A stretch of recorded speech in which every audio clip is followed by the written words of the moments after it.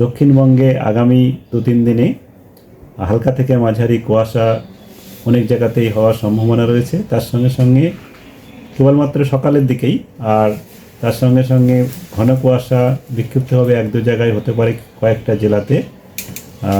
মূলত আমাদের যে জেলাগুলোতে হওয়ার সম্ভাবনা বেশি রয়েছে তার মধ্যে পশ্চিম বর্ধমান, পূর্ব বর্ধমান, ঝাড়গ্রাম, পশ্চিম মেদিনীপুর, উত্তর 24 পরগনা এবং নদিয়া, পুরুলিয়া, এইসব জেলাগুলোতে কালকে সকালে ঘন কুয়াশার সম্ভাবনা রয়েছে বিক্ষিপ্তভাবে।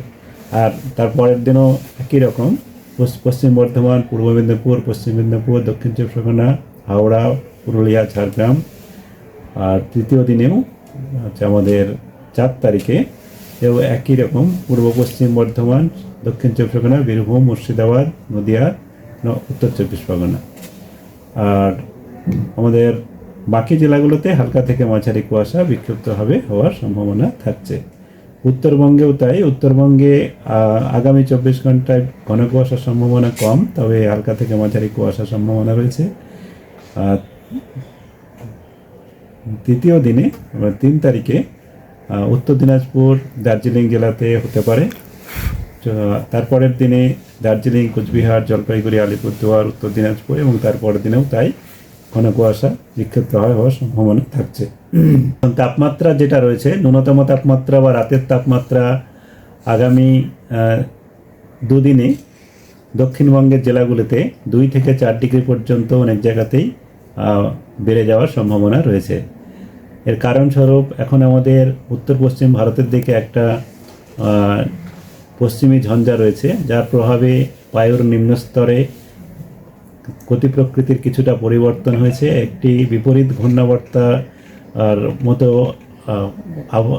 রয়েছে আমাদের উড়িষ্যা উপকূলের কাছে। তার জন্যে যে কিছুটা জলীয় বাষ্পও আসবে, যে ঘন কুয়াশা আমি বললাম, তার জন্য সেটাও একটা কারণ। আর তাপমাত্রা কিছুটা বাড়বে আগামী 2 দিনে।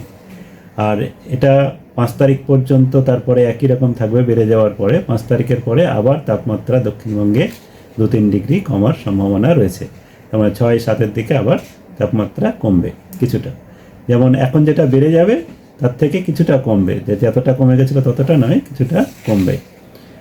উত্তরবঙ্গের জন্যে তাপমাত্রা আগামী 3 দিন পর্যন্ত তেমন কোনো তারতম্য হবে না, এখন যেমন রয়েছে এরকমই থাকবে। তারপরে কিছুটা কমার সম্ভাবনা রয়েছে।